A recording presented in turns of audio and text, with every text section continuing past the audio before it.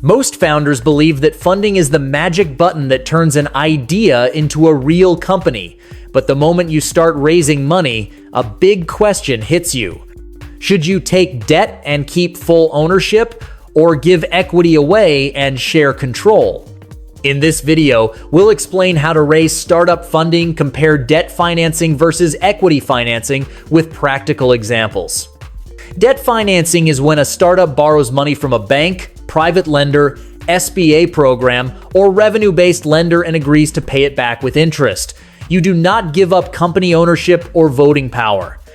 Imagine you run a small software-as-a-service business that earns $30,000 per month.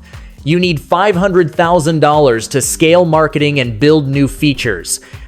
The bank approves a $500,000 loan at 7% annual interest for 5 years. 7% yearly interest on $500,000 means $35,000 interest per year, which is $2,916 per month just in interest. Add the principal repayment and the total monthly payment might be around $9,700. If your business profit is only $15,000 per month, then after repayment, you keep around $5,300. It works, but the margin is tight. This is the biggest hidden risk in debt financing. It increases pressure on cash flow. If customers pay late, churn increases, or a recession hits, repayment becomes painful. Pros include full ownership, full voting control, tax deduction on interest payments in many countries, including the United States, and faster approval if your business has strong financials. Banks, SBA, lenders, and revenue-based financing are often friendly to steady businesses with predictable cash flow. You can also refinance later. Another advantage is that debt does not force you to share profits forever after you finish paying. Once the loan is cleared, all upside belongs to you. Cons include fixed repayment obligations, eligibility requirements, personal guarantees, and collateral. Younger startups often fail because they underestimate how soon loan payments start. Some loans require repayment in 30 days after disbursement, not after revenue milestones. Another hidden issue is covenants. Some lenders add conditions such as minimum revenue, minimum liquidity, or restrictions on additional borrowing. Break the covenant and the loan can be called early. Many founders also make the mistake of mixing credit card debt, merchant cash advance, and high-interest working capital loans. These tools can reach annual percentage rates of 20% to 60%, which destroys cash flow.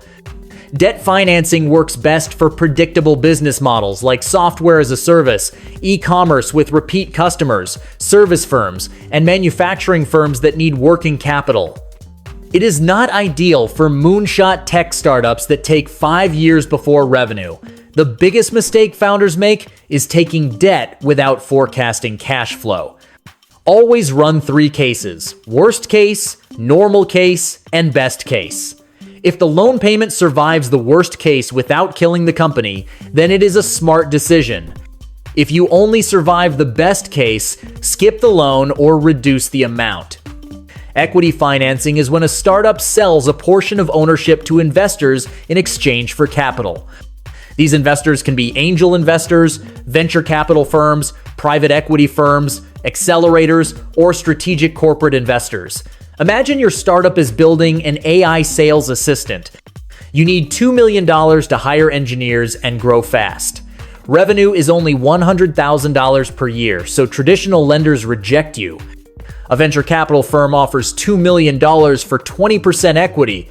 That means the investor values your company at $10 million post-money. You do not pay interest or make monthly payments.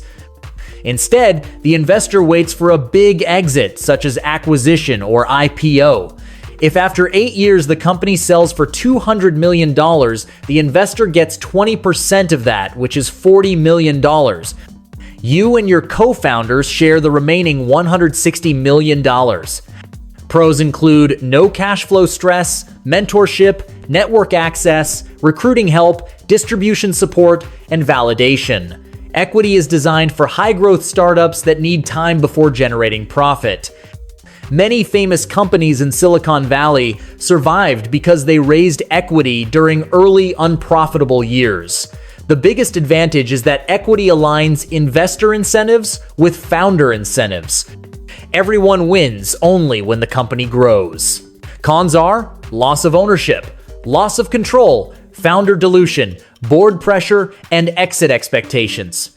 Investors often require board seats, voting power, information rights, and veto rights. If you raise 5 rounds, it is possible that the founders end up with less than 20% ownership. Another hidden issue is liquidation preference. For example, a 1x liquidation preference on $2 million means investors get their $2 million back before anyone else during exit.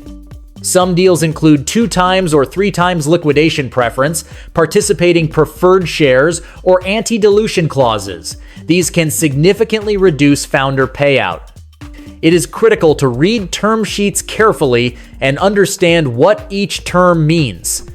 Common founder mistakes include raising too early, raising too much, or choosing investors who are not aligned with the business model. Some investors push aggressive growth that destroys profitability. Others push early exit. A classic scenario is when a founder owns 50% after seed, 30% after Series A, 15% after Series B, and 8% after Series C. If the exit value is $50 million and investors have liquidation preferences, founders may walk away with very little. Another mistake is ignoring compliance. Equity deals include securities regulations, cap tables, vesting schedules, and investor reporting. Failure to manage this properly can block future rounds. Debt works better when you have stable cash flow and want to keep control. It allows founders to grow without giving up ownership or voting rights, which is important if they want to maintain long-term decision-making power. Equity works better when you need large capital to build a long-term product without early revenue because there are no monthly repayments and investors share the risk. Many startups use a mix. For example, raise equity to build the product and validate the market, then use revenue-based financing to scale paid marketing without further dilution. Some companies also add venture debt after a Series A or Series B round to extend runway without giving up more shares. The key is to choose funding that matches your business model, growth speed, runway requirements, and risk tolerance so that the company can scale in a healthy way. If you found this video helpful, then like, share, and subscribe this channel to get more videos. Thank you for watching this video.